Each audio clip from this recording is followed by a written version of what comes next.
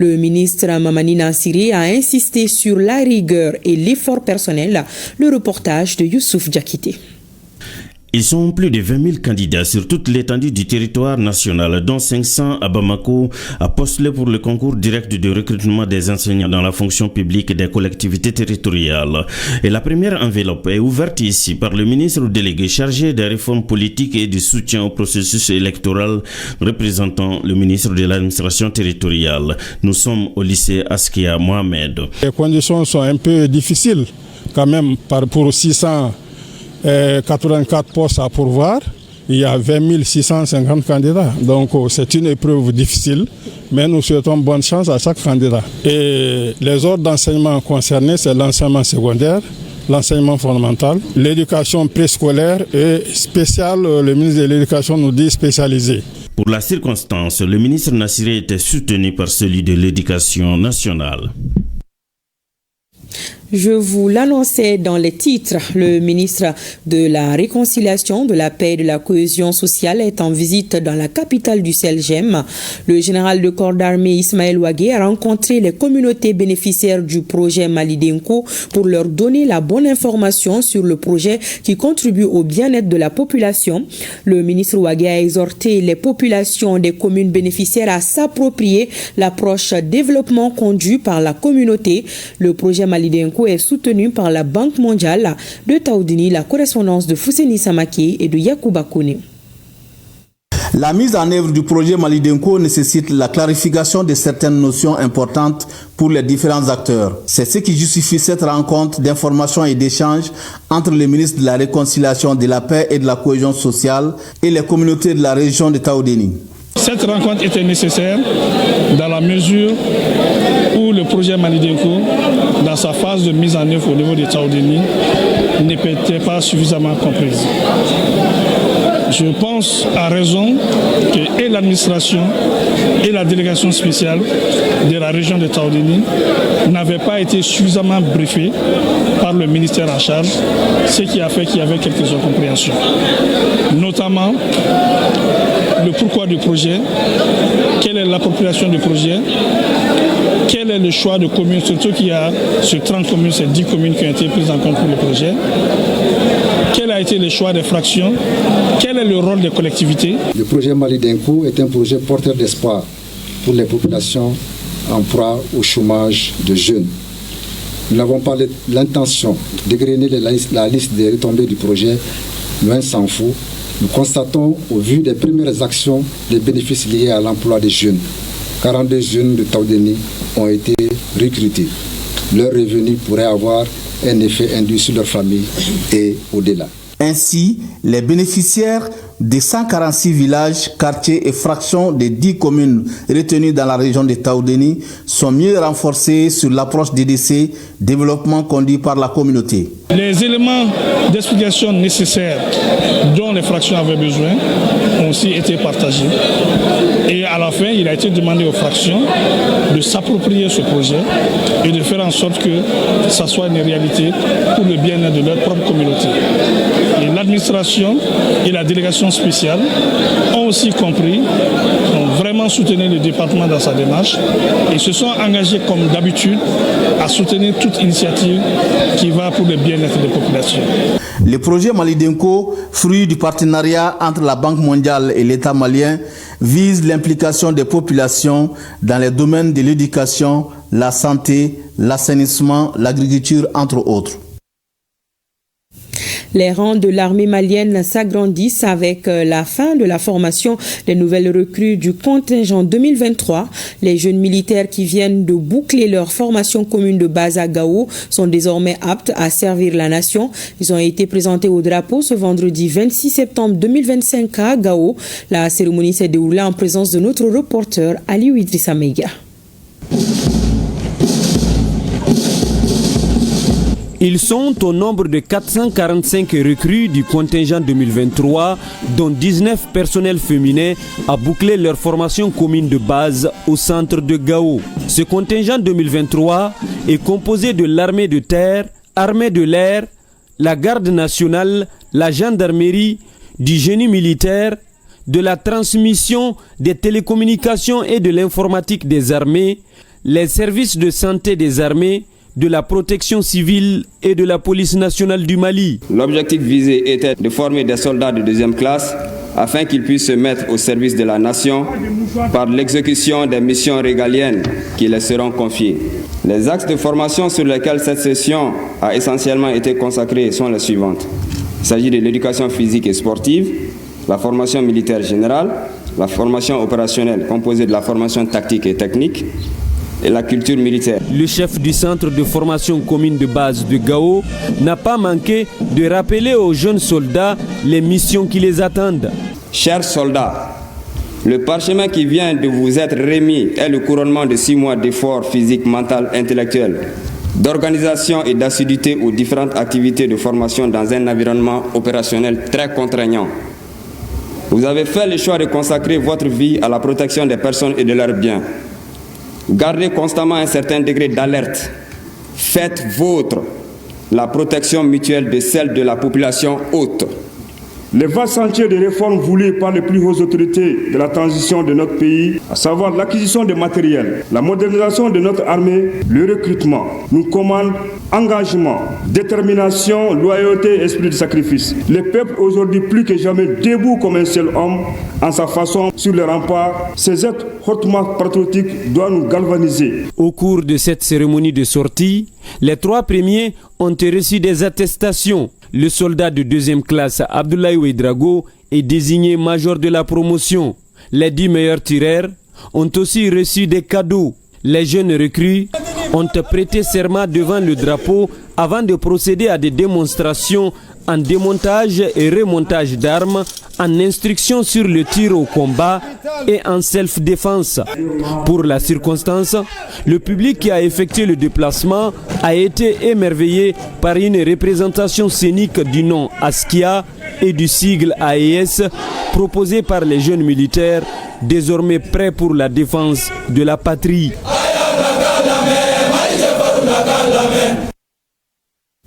Et bonne chance à eux pour cette nouvelle tâche. Actualité des femmes à présent, les forces armées maliennes ont infligé dans la nuit du samedi au dimanche une lourde perte chez les terroristes grâce à des frappes ciblées. Le commentaire de Bemba Sibi. L'étau se resserre inexorablement sur les groupes armés terroristes. Le maillage territorial et l'efficacité du renseignement militaire perturbent le sommeil des groupes armés terroristes. Jour après jour, les vecteurs aériens dénichent et neutralisent les ennemis dans leur cachette. La dernière opération en date s'est déroulée dans la nuit du samedi 27 au dimanche 28 septembre. Nous sommes au sud-est de Kidal. Les vecteurs aériens, dans leur mission de surveillance et de protection du territoire national, ont détecté et effectué une frappe chirurgicale sur 3 pick-up camouflés à 2 emplacements distincts. Une première frappe de précision a permis de neutraliser les 2 premiers engins. L'observation de flammes intenses sur l'un des engins a permis de conclure à la présence de charges explosives à bord. Peu après, une seconde frappe a été menée contre le 3e pick-up, entraînant sa destruction complète. Ces actions ont permis de désorganiser significativement la chaîne logistique des groupes hostiles opérant dans la région. L'état-major général des armées tient à saluer la réactivité et le professionnalisme des unités engagées. Il réaffirme l'engagement des FAMA à protéger l'intégrité du territoire et garantir la sécurité des citoyens. Bravo aux femmes. Dans la poursuite des activités marquant les 65 ans des douanes maliennes, une importante quantité de produits impropres à la consommation a été incinérée ce matin à Diogar dans le cercle de Kati. Il s'agit de plus de 350 tonnes de produits. Ils sont composés essentiellement de médicaments contrefaits, de boissons alcoolisées, de produits chimiques et alimentaires. L'objectif visé est de lutter contre la fraude et protéger les populations contre la mauvaise alimentation. Mohamed Kayantao et Sambou Diakité, reportage. La mauvaise alimentation coûte plus cher que la bonne, dit-on. Les soldats de l'économie s'insurgent contre cette pratique depuis belle lurette. Ainsi, ce dimanche 28 septembre, la Direction générale des douanes a procédé à l'incinération de plus de 350 tonnes de produits prohibés. C'est la commune rurale de Diogar qui a servi de cadre pour la destruction de ces produits. Produits composés essentiellement de médicaments, de boissons alcoolisées, de palettes d'eau minérale, de tisanes, d'engrais biologiques, de tabac et de produits alimentaires pour près de 19 000 colis. Cette cérémonie d'aujourd'hui s'inscrit dans le cadre de cette célébration, mais aussi elle s'inscrit dans le cadre des missions traditionnelles de l'administration des douanes et des missions qui nous ont été confiées par le département, le ministre de l'économie et des finances.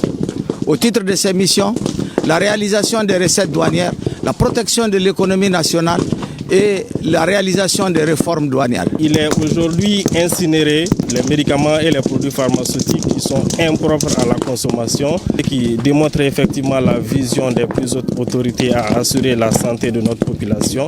Et également, c'est une activité réglementaire dans le sens où il est recommandé de façon internationale et de façon nationale de détruire tous les produits avariés et périmés afin que la population soit protégée de l'utilisation de ces produits-là. Saluant la population pour sa coopération, le directeur général adjoint des douanes profite de l'occasion pour rappeler quelques exploits de sa structure. En 1990, l'administration des douanes a recouvré 34 milliards sur les 12 mois de l'année. En 2024, c'est 883 milliards de francs CFA qui ont été recouvrés sur l'année 2024. Et à titre de comparaison, si on prend l'année 2025, le seul mois de juillet, l'administration des douanes a réalisé un record de 85 milliards 78 millions. Les prévisions de 2025, c'est 876 milliards. Et celles de 2026, 976 milliards. Elles ont été augmentées de 100 milliards sur une année. Nous sommes engagés plus que jamais à l'atteinte de ces objectifs. Maintenant, au titre des réformes, le directeur général des douanes actuellement a été le plus grand réformateur de notre administration de tous les temps. Sur les 38 réformes, 18 ont déjà été réalisées. Le colonel-major Mohamed Agboya rassure les consommateurs de la disponibilité de la direction générale des douanes quant à la lutte contre la consommation des produits prohibés et impropres.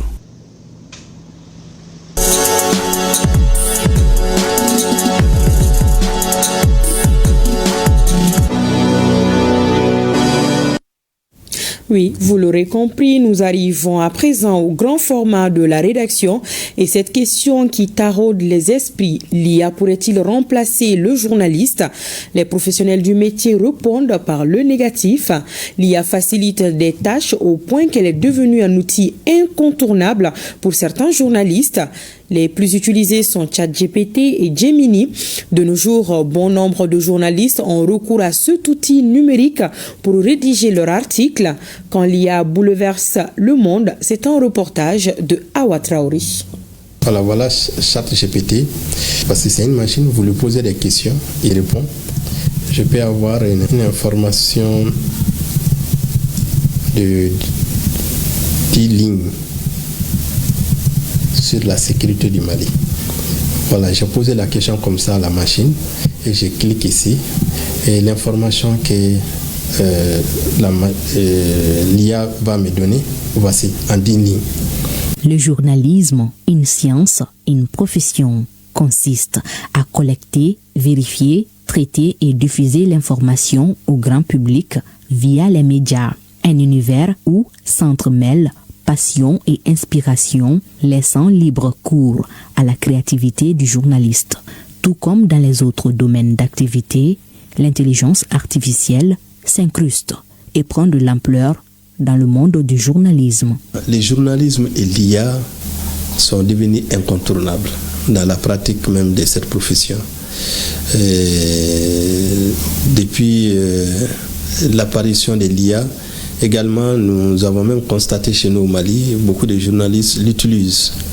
L'utilisent non seulement pour créer des contenus, mais également aussi pour générer des images, pour générer des vidéos, mais également faire aussi des podcasts, et même des productions journalistiques.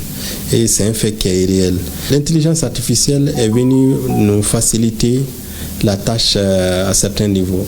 Moi, en tant que journaliste, fact-checkeuse également, parce qu'aujourd'hui, on sait que la désinformation, c'est un grand défi dans notre domaine aujourd'hui. Donc, je fais du fact-checking, c'est-à-dire la vérification des faits, et j'utilise beaucoup IA, l'intelligence artificielle dans ce domaine, parce qu'il y a de ces logiciels, il y a de ces outils qui sont établis par l'intelligence artificielle qu'il faut utiliser pour pouvoir vérifier les informations, par exemple.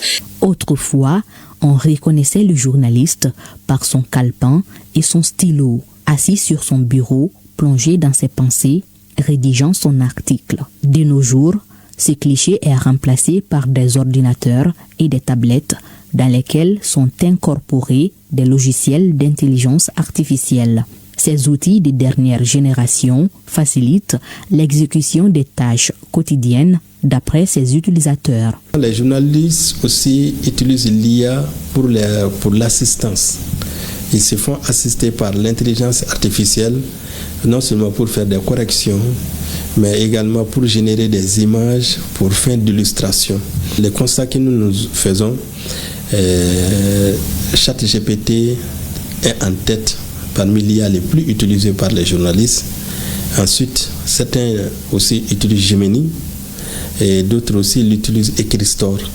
Parce que si on parle de l'IA, c'est des centaines aujourd'hui. Et j'aurais souhaité que même les génies africains aussi développent leur propre IA. Parce que nous utilisons aujourd'hui l'IA qui est produite par l'extérieur. Notre secteur, c'est l'Internet. Et évidemment, nous sommes parmi les premiers qui utilisent beaucoup l'intelligence artificielle. Sinon, à mon avis, tous les journalistes, tous ceux qui ne sont même pas journalistes, qui sont dans les secteurs numériques, utilisent l'IA absolument de façon irresponsable.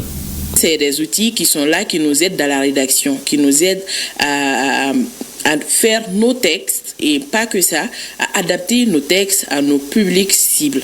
En tant que journaliste, c'est très important, et c'est des outils en fait qui font partie de notre quotidien. Ça fait partie de l'évolution du numérique et il faut s'adapter, il faut apprendre. Et ce qu'il faut aussi retenir dans cela, il faut savoir que l'intelligence artificielle ne remplace pas le journaliste. Ça ne remplace pas l'homme. Si l'utilisation de l'intelligence artificielle semble être une évidence, cependant, elle soulève de nombreuses interrogations. C'est vraiment une révolution qui est là et qui est partie pour durer très longtemps. Mais la question que l'on doit se poser, cette révolution-là, est-ce qu'elle n'apporte que des bienfaits ou pas? C'est vrai que l'intelligence artificielle apporte beaucoup de facilité dans le travail des journalistes. Quand vous avez la version payante de ChatGPT, par exemple, ça peut vous permettre de résumer 50 pages pratiquement en 1 minute. Que constatons-nous?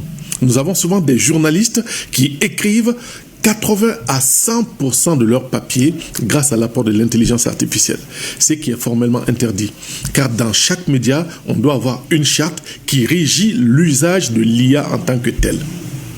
Et qu'est-ce que ça veut dire? Ça veut dire que normalement, dans toutes les grandes nations aujourd'hui, où il y a des chartes au niveau des médias, un journaliste ne doit pas écrire plus de 15% de son papier grâce à l'apport de l'IA.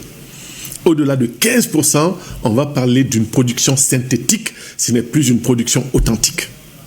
Certains professionnels restent néanmoins méfiants face à l'utilisation de l'intelligence artificielle. Pas tout à fait sceptique, mais je suis très méfiant par rapport à cela. Comme je l'ai dit, tout outil qui vient pour améliorer le travail est le bienvenu. Comme je l'ai dit, l'IA peut nous permettre d'aller très rapidement dans l'analyse des données ou dans la statistique, mais toujours est-il que c'est le journaliste qui doit être le maître de son papier, le maître de son reportage. Entre passé et modernité, il serait prudent de trouver le juste milieu car l'intelligence artificielle est devenue une nécessité.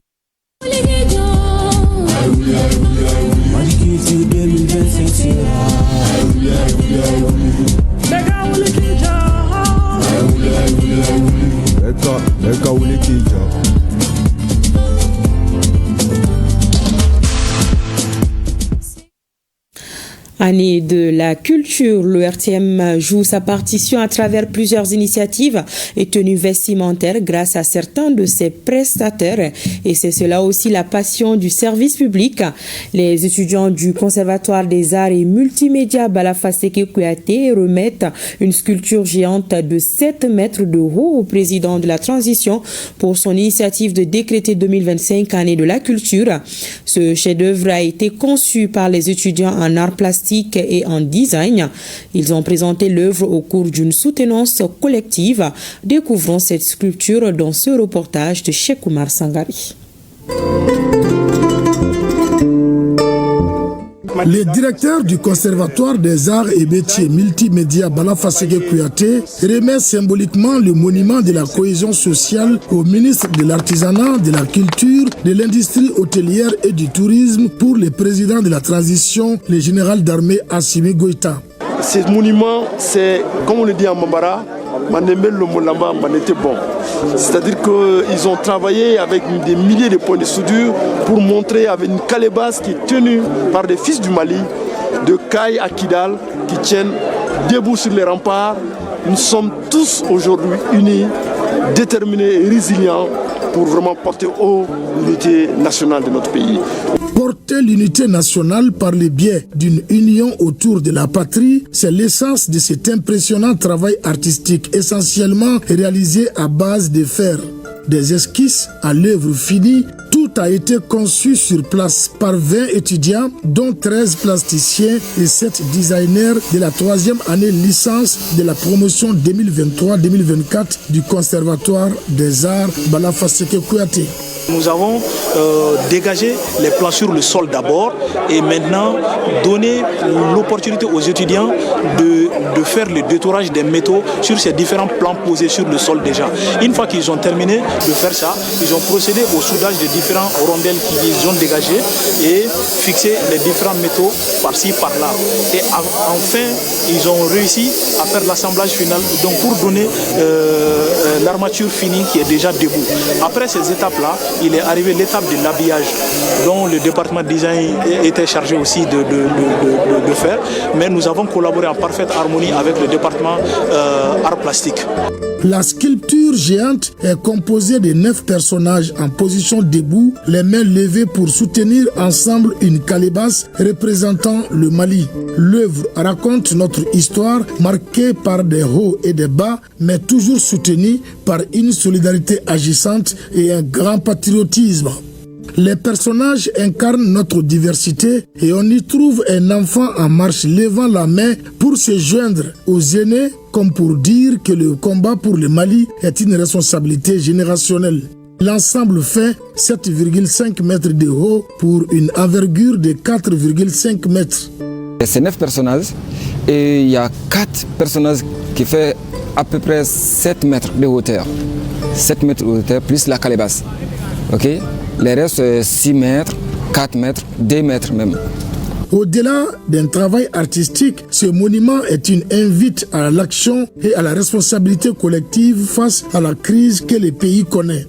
Une contribution du Conservatoire des Arts à l'année de la culture concrétisée au cours d'une soutenance collective. Les travaux ont duré 6 mois et le thème choisi est le rôle du Conservatoire dans l'émergence d'une conscience patriotique au Mali à travers les arts et la culture.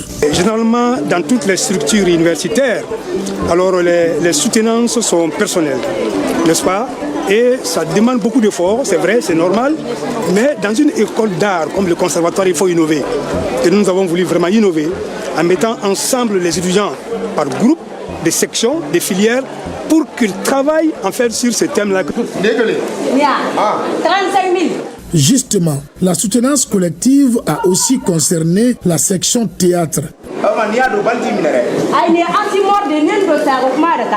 La création théâtrale proposée au jury est l'adaptation de la pièce Si dénoncer suffisait de Boubacar Belko Diallo. L'essentiel de la pièce, c'est quoi? C'est des gens qui ont vécu le martyre dans leur chair, dans leur sang. Moi, j'ai été acquis le droit pour me plaindre d'une grave injustice. Le théâtre, c'est le miroir de la société. Et à travers cette pièce que nous venons de présenter, je pense que les uns et les autres se sont retrouvés dedans. Alors, pourquoi ne pas nous réconcilier entre nous? Dans cette soutenance collective, les étudiants ont participé individuellement et collectivement à la réalisation des œuvres. Ceux de la musique et de la danse ont été regroupés pour une création commune. La particularité de cette année est qu'on a fait une fusion entre la musique et la danse qui a été une nouvelle expérience pour nous tous. On a construit, déconstruit, monté, démonté pour au final arriver à un résultat inattendu même.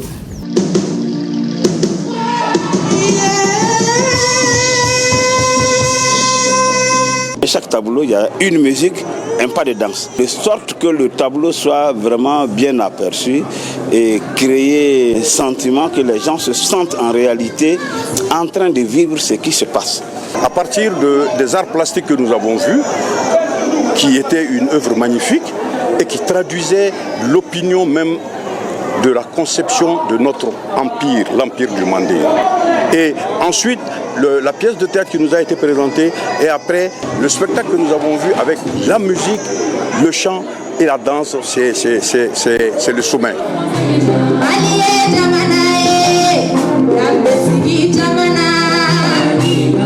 Ces soutenances collectives marquent la sortie de la 20e promotion du Conservatoire des Arts et Métiers Multimédia Balafaseke Kouyaté. De sa création en 2004 à nos jours, l'école a formé plus de 1700 étudiants et prône une citation du célèbre peintre Pablo Picasso qui dit, je cite, « Si la création se limitait à l'idée de création, il n'y aurait jamais eu de création. »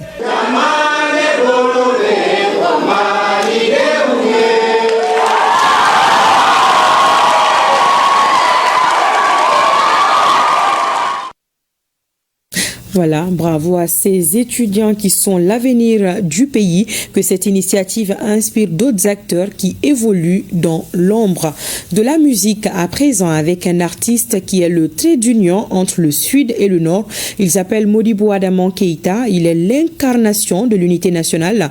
Il se bat à travers la musique pour renforcer les valeurs républicaines. Sidi El Medi, Ag Albaka et Moussa Togo l'ont rencontré au cours d'une séance de répétition. On regarde.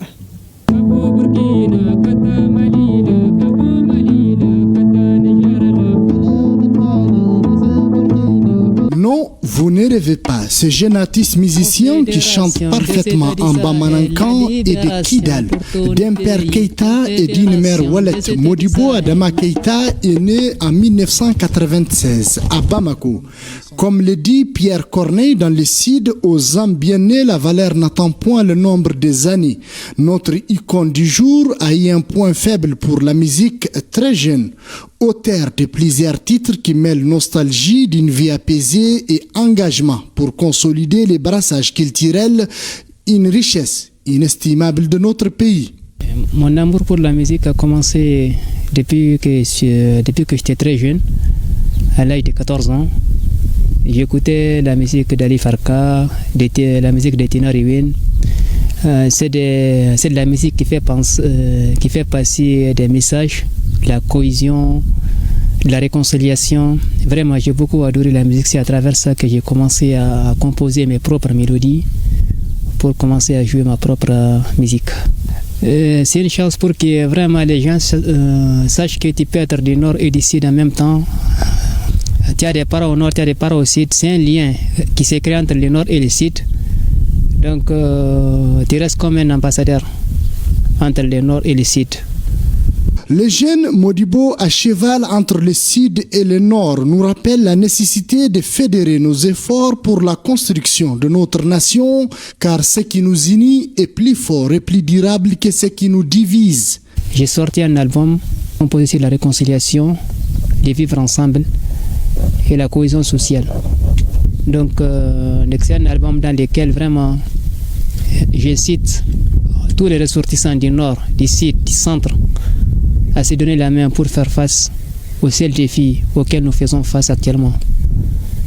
Donc, c'est un message vraiment qui appelle tous nos frères qui sont partis pour qu'ils reviennent, on s'assoit, on travaille ensemble et que et que vraiment on coopère ensemble pour vraiment développer notre pays.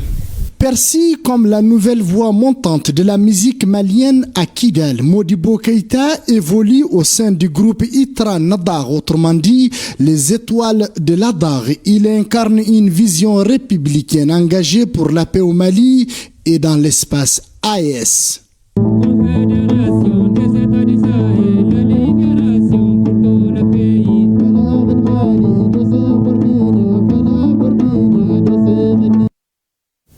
Et bon vent à Modibo Adama Keïta.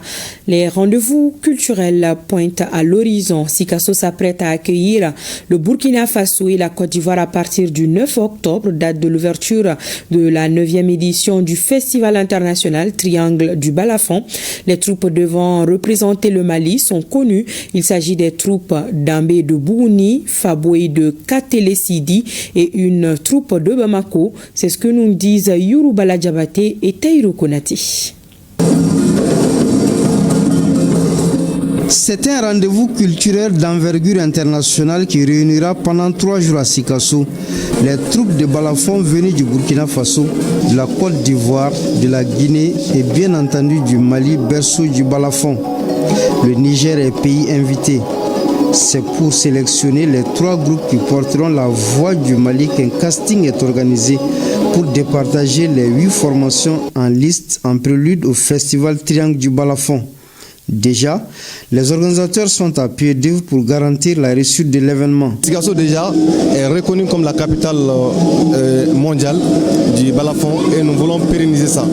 Et pour pérenniser ça, il faut cet événement, ce casting qui va permettre au moins de sélectionner les meilleures équipes. Ce message est une invite à toutes les populations de Sikasso, jeunes, vieux, moins vieux, passants, invités et tous ceux qui ne sont même pas à Sikasso de venir participer à cette cérémonie du Triangle du Balafon. Au terme de plusieurs heures de prestations, le jury a rendu son verdict. Le groupe d'Ambé de Bougouni se positionne à la première place. Il est suivi du groupe Faboy de Katele Sidi. Les 2 formations sur les 3 ont été choisies pour porter les couleurs du Mali lors de la grande célébration qui se déroulera du 9 au 11 octobre prochain. Le balafon n'est pas seulement un instrument de musique, c'est notre identité, notre héritage et c'est nos liens avec les peuples du Mali, les peuples frères du Burkina, de la Côte d'Ivoire et du Niger et de la Guinée qui viendront s'ajouter à nous pour magnifier ces journées culturelles. Dans l'optique de conserver le trophée au Mali, comme lors de la dernière édition remportée par notre pays, les organisateurs lancent un vibrant appel à la mobilisation de toute la population. Lancement accueille ce mercredi du livre Le Kasso, traditionnel, coutumes et mœurs du traditionnaliste El Hadj Adama Issa Sako. Cet ouvrage de 162 pages met en lumière plusieurs sujets, à savoir la présentation géographique du Kasso, l'histoire de la ville de Kaya, la classification des castes et les classes sociales, entre autres. La cérémonie a regroupé autour du préfet des autorités régionales, culturelles et des légitimités traditionnelles. Brahima Dao, reportage. Le livre Les Kasso traditionnels, coutumes et mœurs est un ouvrage riche et documenté dont plusieurs thématiques sont évoquées, à savoir la présentation géographique du Kasso, les origines des Kassongué, l'histoire de la ville de Kaye, l'histoire de Mali Sadio, la charte de Kouroukanfouga, les parures et tresses du Kasso et bien d'autres aspects culturels et historiques. Cet événement constitue l'aboutissement d'un travail de recherche assidu et méticuleux. Je voudrais, pour la circonstance, exprimer les remerciements à tous ceux qui ont contribué de près et de loin à la réalisation de ce chef-d'œuvre. Il est évident qu'il nous reste un long chemin pour la réhabilitation de nos valeurs culturelles. Pour moi, cet ouvrage est une bibliothèque pour la jeune génération. Parce que le Kasso, c'est une culture. Le Kasso, c'est une civilisation.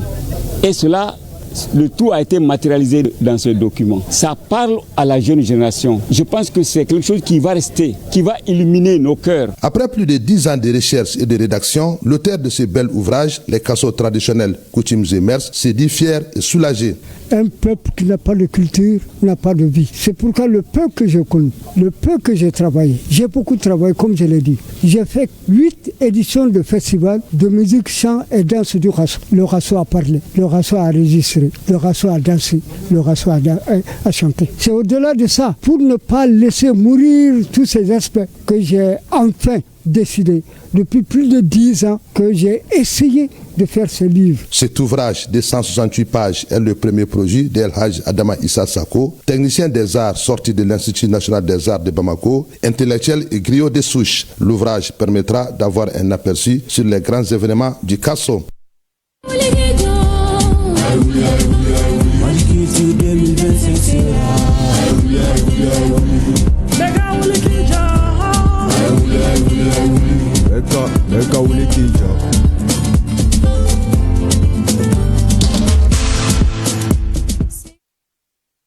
Action citoyenne, Djouila s'érige en capitale de la jeunesse malienne pendant quelques jours.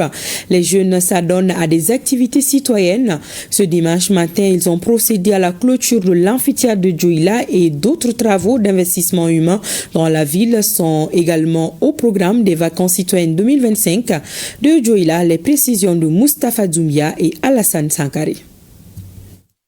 C'est une conférence sur la monographie de la ville de Djouila qui constitue la première activité des vacances citoyennes 2025 dans ce chef-lieu de région. Une conférence animée par un descendant du fondateur de cette ville. L'activité a tout son sens selon la Direction nationale de la jeunesse. L'une de nos premières activités, c'est toujours la monographie en lien avec la localité. Donc, c'est de savoir quelle est l'origine de la localité, qui en sont les fondateurs et quels sont les totems. C'est très fondamental. Un élément clé d'ailleurs pour un jeune qui est en quête de sociabilité, qui est en quête de citoyenneté active. La 11e édition des vacances citoyennes est placée sous le thème « L'engagement citoyen des jeunes dans la refondation de l'État à travers la culture et le vivre ensemble ». Elle est organisée par le ministère en charge de la jeunesse en partenariat avec le Conseil national de la jeunesse. L'initiative mobilise plus de 300 jeunes des régions du Mali et des pays de l'AES. J'ai appris beaucoup de choses, telles que le travail collectif entre nous, l'amitié. Il y a certains d'entre nous, on ne se connaissait pas. L'intégration, j'ai vraiment aimé. Vraiment, au Mali, si on nous a bien accueillis, on est content. On est sérieux, on parlait, on jouait, on fait tout là-bas aussi. J'ai connu des gens là-bas aussi. Je suis très contente aussi. Moi-même, je suis de Tombouctou. Il y a des gens de Fana, de Kidal, on est tous là. Les vacances citoyennes lancées à Fana le 24 septembre se poursuivent à Djouila avec plusieurs activités au programme. Nous restons dans la 13e région administrative du Mali. Le PESAF, programme spécial d'aide aux associations et fondations, a remis 10 tonnes de céréales aux populations en situation de vulnérabilité de la région de Djouila. Plus de 600 ménages ont bénéficié chacun de 50 kg de riz et 50 kg de mil. À cette importante quantité de vivres s'ajoute une ambulance pour le centre de santé communautaire de Beleko dans la commune rurale de Djedougou. Nous retrouvons nos correspondants régionaux. Ils sont 622 ménages vulnérables de la ville de Djouila et environ à bénéficier de ces dons en vivres dans le cadre du PESAF 3, programme spécial d'aide aux associations et fondations. Un appui organisé en partenariat avec le commissariat à la sécurité alimentaire. Cette remise est couplée à celle d'une ambulance au profit du centre de santé communautaire de Beleko. Nous avons été attentifs aux cris de cœur des populations de Djouila. Et nous y resterons également. Le PESAF est un intermédiaire. Ce don de véhicules de Beleko, ce don également des nourritures ou des céréales sont issus de la haute autorité de l'État au niveau du haut sommet de l'État en la personne du chef de l'État, le général d'armée Assimi Goïta. Qu'ils en soient remerciés.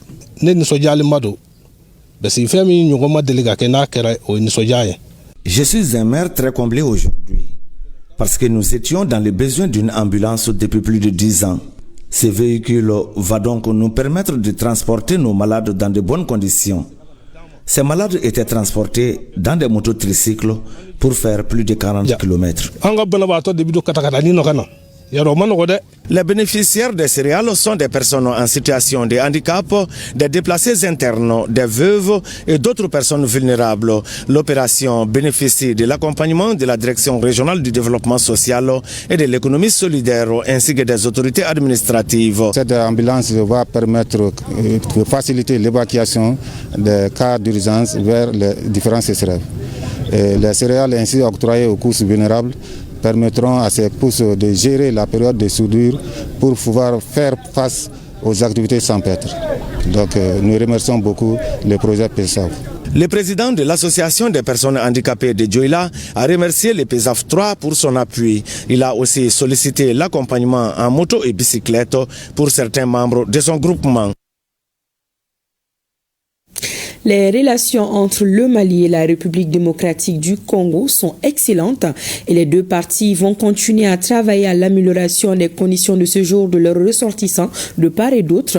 C'est ce qu'on peut retenir de l'audience que le vice-premier ministre congolais, ministre de l'Intérieur, de la Sécurité, de la Décentralisation et des Affaires coutumières, M. Jacquemain Chabani Loukou, a accordé hier à l'ambassadeur du Mali au Congo. Écoutons les éclairages de Agibou Diallo, ambassadeur du Mali au Congo, Brazzaville, à sa sortie d'audience au micro de nos confrères de la télévision congolaise. Changer avec lui, voir dans quelle mesure nous pourrons renforcer nos relations entre le Mali et la RDC, deux pays qui nouent des relations depuis les premières années de l'indépendance. Et plus particulièrement, nous avons eu à parler un peu de la situation de la communauté malienne vivant en RDC. Vous le savez certainement, il y a beaucoup de Maliens qui vivent en RDC et c'est là depuis les premières années de l'indépendance. Donc notre communauté est très forte en RDC et c'était pour voir avec M. le ministre dans quelle mesure nous pourrions alléger un peu les conditions de séjour de mes compatriotes. Le vice-premier ministre avait une oreille attentive.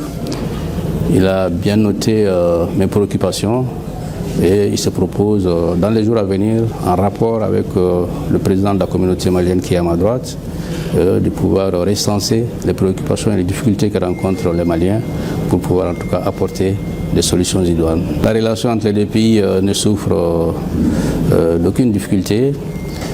J'en veux pour preuve, tout récemment, le président Tshisekedi avait envoyé un émissaire au Mali pour voir le chef de l'État du Mali. Et c'est pour dire que depuis les premières années de l'indépendance, nos chefs d'État entretiennent des relations excellentes et je crois que c'est le même type de relations qui continuent, aussi bien au niveau des chefs d'État qu'au niveau du peuple et des Congolais et des Maliens, parce que les Maliens sont ici chez eux.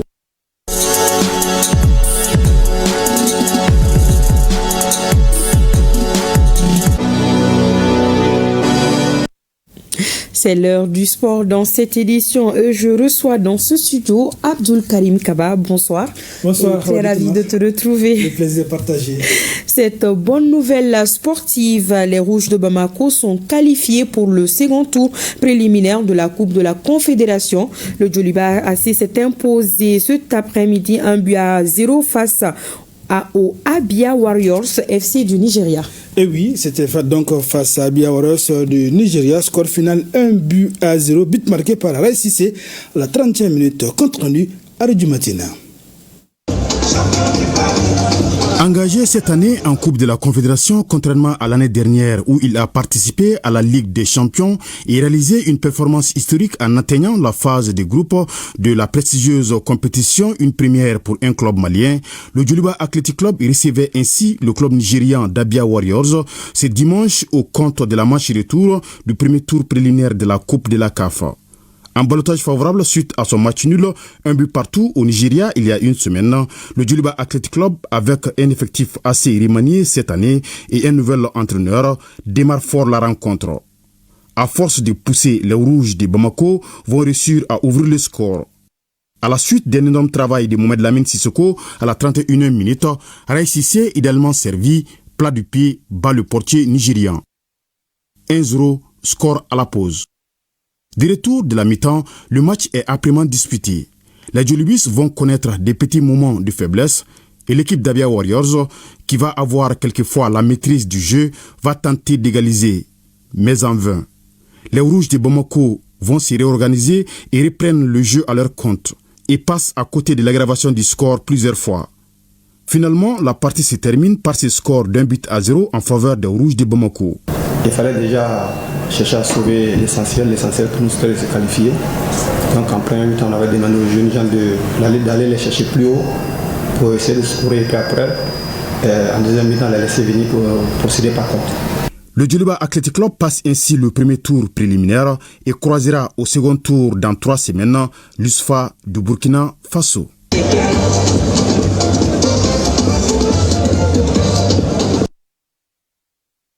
Et oui, au match aller joué au Nigeria, la déformation s'était neutralisée.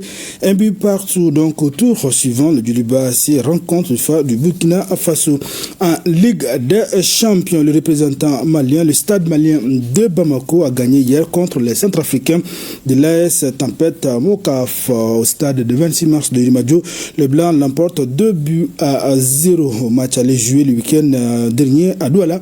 Au Cameroun, le Stade Malien de Bamako avait gagné par 5-0. Le Stade Malien de Bamako jouera au tour suivant contre le FC Nouadhibou de la Mauritanie qui a battu tout à l'heure Fondation Bata de la Guinée équatoriale par 2-0. Match aller à Nouakchott 17, 18 et 19 octobre et le match de tour 24, 25 et 26 octobre. Les matchs allés de Djoliba et du Stade Malien de Bamako sont à l'extérieur et les retour, ce sera ici à Bamako. Voilà, félicitations à nos représentants et nous espérons beaucoup d'autres victoires. Nous changeons de discipline pour parler de volleyball. L'USFAS en dames et l'AS 1008 Logement sont les vainqueurs du championnat national de volleyball. Le podium est bien mérité pour qui connaît les deux équipes, Abdul Karim Kaba. Oui, on va commencer par Awadit Makamara, ancienne joueuse de l'AS 1008 Logement. Eh bien, l'USFAS, le championnat national de 2025 de volleyball en dames et hommes. Donc, c'est achevé hier avec les sacres de l'USFAS en dames et l'AS 1008 Logement en hommes. Eh bien, en dames, l'USFAS a battu le centre de formation de volleyball de Dadabougou. Score final 3-7-0 chez les hommes. L'USFAS a été dominé par l'AS 1008 Logement par 3-7-2. Le point avec Omar Enza Traoré. Pour cette 35e édition du championnat national de volleyball, chez les dames, le centre de formation de volleyball de Daoudabougou s'est incliné face à l'USFAS 3-7-0. La formation militaire était bien expérimentée par rapport à celle de Daoudabougou. Premier set 25-23, deuxième set 25-20. Dans le troisième set, les dames de Daoudabougou perdent complètement sur le plancher 25-15. Bon, nous sommes très heureuses et puis nous le méritons vraiment. On a beaucoup travaillé cette saison parce que la saison passée, on n'a pas pu remporter la coupe. Mais cette fois-ci, on a tout donné pour pouvoir remporter la coupe. Bon, on n'a pas eu de secret, on a juste travaillé. Les entraînements sur les entraînements et c'est ce que nous avons démontré sur le terrain aussi. Allez les filles!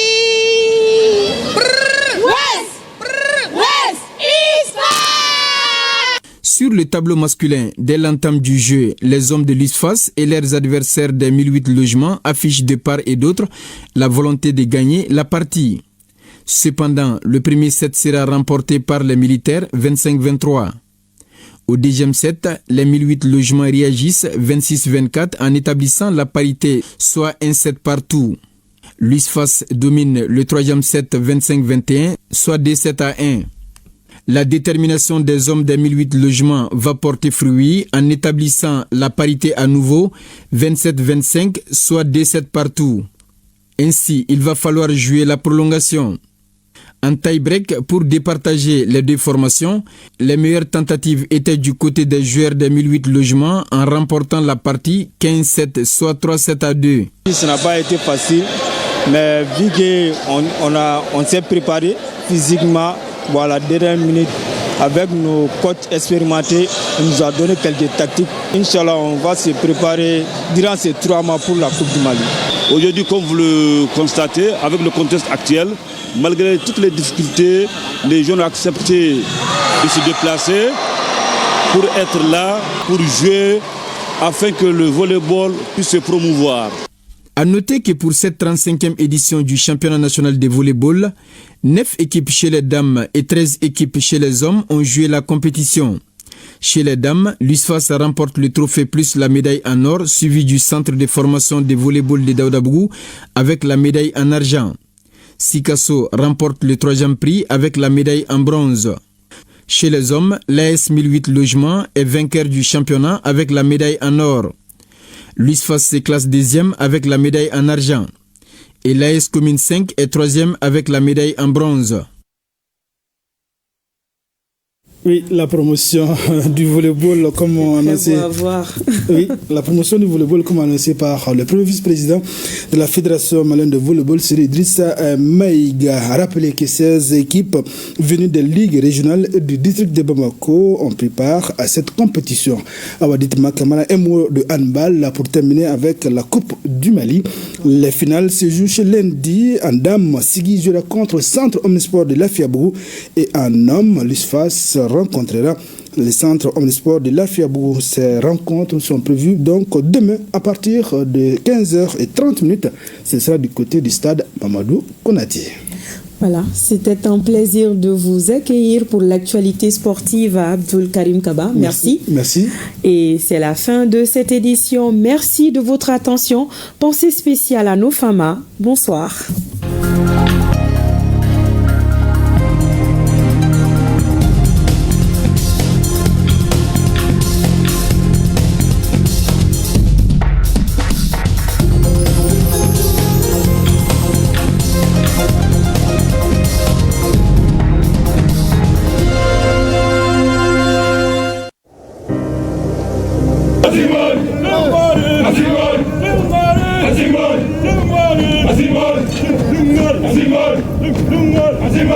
Nous laissons derrière nous tout ce que nous avons de plus cher.